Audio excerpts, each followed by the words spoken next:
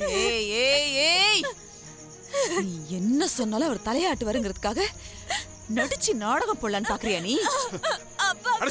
வாய் மூடு. கொஞ்சம் கூட மனசாட்சியே இல்லாம புள்ளை இப்படி சித்திரவதை பண்றியே, நீ எல்லாம் ஒரு பொம்பளையா? அப்பா வேணாப்பா. நீங்க பேசாதீங்க.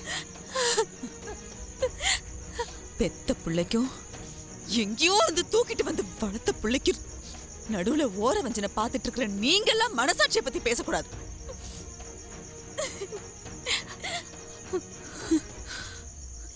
நானும் சம்மந்தி அம்மா கிட்ட போய் எவ்வளவோ புரிய வைக்க முயற்சி பண்றேன். அவங்க கொஞ்சம் கூட நான் சொல்றத காதுலயே வாங்கிக்க மாட்டேங்கிறாங்க. இவன் நடிச்சு நடிச்சு அவங்களுக்கும் என்ன சொக்கப்படி போட்டு வச்சிருக்கான்னு தெரியலையே. இப்ப எதுக்கு நீ சம்மந்தி மாட்ட போய் பிரச்சனை பட்டு வந்திருக்க? என் பிள்ளைக்கு ஒரு கஷ்டம்னா நான் எங்க வேணா பிரச்சனை பண்ணுவேன். இவளால தானே என் புள்ள கண்ட கனவெல்லாம் வீணா போச்சு. இதுக்கப்புறமும் நான் இவளை வீட்டுல வச்சுக்கணுமா? இங்க பாருங்க, உங்களுக்கு நான் கடைசியா சொல்றேன், இவளை எங்க இருந்து கூட்டிட்டு வந்தீங்களோ அங்கேயே கூட்டிட்டு போய் மறுபடியும் விட்டுருங்க. இந்த குடும்பத்தை பிடிச்ச சனிய ஒரேடியா தொலைஞ்சதுன்னு நான் நினைக்கிறேன்.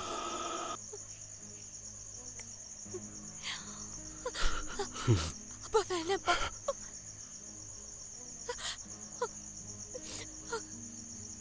இப்படி வாசல் வச்சு கத்தி கூப்பாட போட்டுக்கிட்டு இருந்தா அக்கம் பக்கத்துல உள்ளவங்க என்ன நினைப்பாங்க? வீட்டுக்குள்ள போய் பேசலாம். நில்லுங்க. உள்ள போய் பேசுறதா? இன்னும் உங்களுக்கு நான் என்ன சொல்றேன்னே புரியல. சரிங்க, உங்களுக்கு புரியுற மாதிரி சொல்றேன். இனிமே இவ இந்த வீட்டுக்குள்ள வரக்கூடாது. இத்தனை வருஷமா இவளை இந்த வீட்டுக்குள்ள வச்சுக்கிட்டு நான் பட்ட கஷ்டம் எல்லாம் போதும். இதுக்கப்புறமும் இத பாரமா சுமக்க நான் தயாரா இல்லைங்க. நமக்குன்னு ஒரு குழந்தை இல்லாதப்ப வரமா தெரிஞ்சவ உனக்கு இப்ப பாரமா தெரியுறால? என்ன சொன்ன? வானத்தியால ஓ சந்தோஷம் கெட்டு போச்சா? நீ மட்டும் என்னடி பெருசா அவளை தாங்குன்னு தாங்கின? இந்த வீட்டுக்கு வந்த நாள்ல இருந்து இப்ப வரைக்கும் ஒரு வேலைக்காரி மாதிரி தானே அவளை நடத்திக்கிட்டு இருக்கீங்க. நீ மனசுல நினைச்ச ஒரு விஷயம் நடக்காம போனதுக்கே இந்த குதிக்கிறியே. சின்ன வயசுல இருந்தே அவளுக்கு இருந்த ஒரு விருப்பத்தையாச்சும் நீ நிறைவேற்றி வச்சிருப்பியா? சொல்லு. ஆசிரமத்துல இருந்தா கூட அவ ஆசைப்பட்டபடி ஒரு வாழ்க்கையை வாழ்ந்திருப்பா. அவ நேரமா இல்ல நான் செஞ்ச பாவமானு தெரியல. இப்படி உங்ககிட்ட சிக்கி சீரழிய வேண்டியதா போச்சு. போதுங்க உங்க தத்து புதல்வி புராணம் எல்லாம். அவ கதையெல்லாம் கேட்க யாருக்கும் நேரம் இல்ல. இங்க பாருங்க, வாசல்ல செருப்போட சேர்த்து அவ உறவையும் கழட்டி விடுறதா இருந்தா வாங்க உள்ள. இப்படி நீ சொல்றது எனக்கு ஒண்ணு புதுசு இல்ல அமுதா.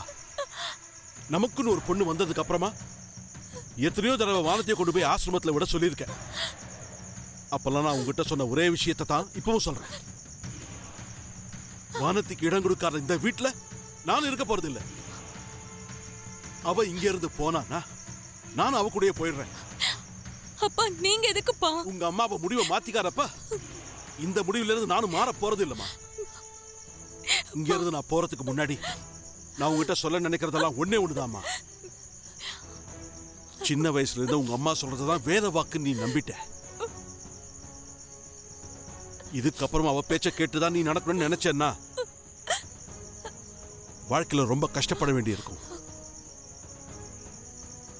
உன்னைய ஒரு நாள் இப்படிதான் நடுத்தெருவில் கொண்டு வந்து நிறுத்துவா. அவ முக்காவாசி வாழ்க்கைய வாழ்ந்து முடிச்சவன். ஆனா நீ உனக்குன்னு ஒரு வாழ்க்கைய இனிமேதான் புதுசா தொடங்க போற. படிச்ச புள்ள நீ. உன் மேல உண்மையிலேயே அக்கறை காட்டுறது யாரு? உன்னை அவஸ்தைப்பட வைக்க போறது யாருன்னு கொஞ்சம் புரிஞ்சு நடந்துக்க பாருமா.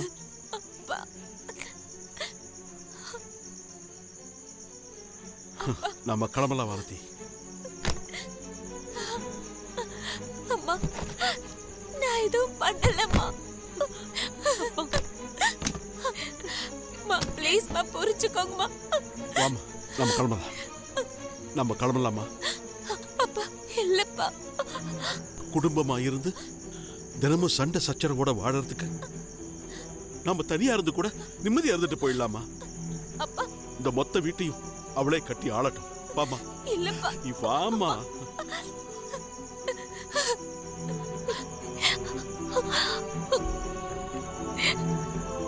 அம்மா அவங்க பாட்டுக்கு போயிட்டே இருக்காங்க, நீ பாட்டுக்கு பார்த்துட்டே இருக்க. போகட்டும் விடு ஆர்த்தி. பெத்த பொண்ணு முக்கியம் இல்ல, கட்டின பொண்டாட்டிய முக்கியம் இல்ல, எங்க இருந்தோ தூக்கிட்டு வந்ததா முக்கியம்னு போறாருல, அவ கூடயே போகட்டும். கொஞ்ச நாள் நம்மளை விட்டு தனியா இருந்ததா உங்க அப்பாக்கு நம்ம அருமை என்னன்னு தெரியும். ஐயோ அம்மா, நீ புரியாம பேசாதம்மா. அப்பா போற வேகத்தை பார்த்தா அவளை நேரா அந்த ராஜேஸ்வரி அம்மா வீட்டுல போய் நிறுத்தி டக்குனு கல்யாணத்தை பண்ணி வச்சாலும் வச்சிருவாருமா. எனக்கு என்னமோ அந்த வானத்தையும் நம்ம கைக்குள்ளேயே வச்சுக்கிறது தான் நமக்கு நல்லதுன்னு தோணுதுமா. அப்பதான் நம்ம நினைச்சதை சாதிக்க முடியும். இப்ப என்னடி பண்றது? போறவங்க கையில காலில் விழுந்து திரும்ப கூட்டிட்டு வர வேண்டியதுதான். வேற என்னமா பண்ண முடியும்? இரு, நான் வரேன். ஆர்த்தி,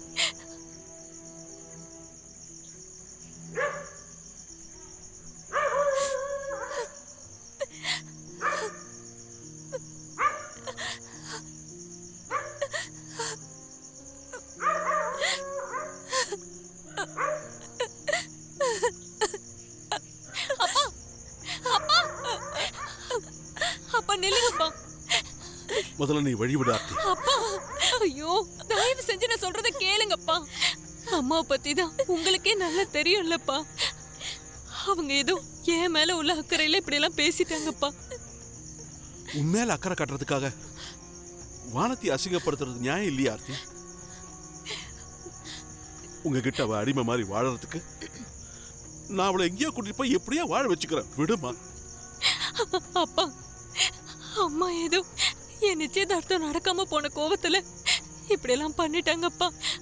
கொஞ்சம் டைம் கொடுத்தா அவங்களே நிதானத்துக்கு வந்துருவாங்கப்பா. அதை புரிஞ்சுக்காம நீங்க உடனே இப்படி வீட்டை விட்டு கிளம்புனா எப்படிப்பா? அப்பா, நீங்க உடனே வானத்தை கூப்பிட்டுட்டு வீட்டுக்கு வாங்கப்பா. இல்லம்மா, இந்த பிரச்சனையெல்லாம் என்னைக்கு ஓயாது.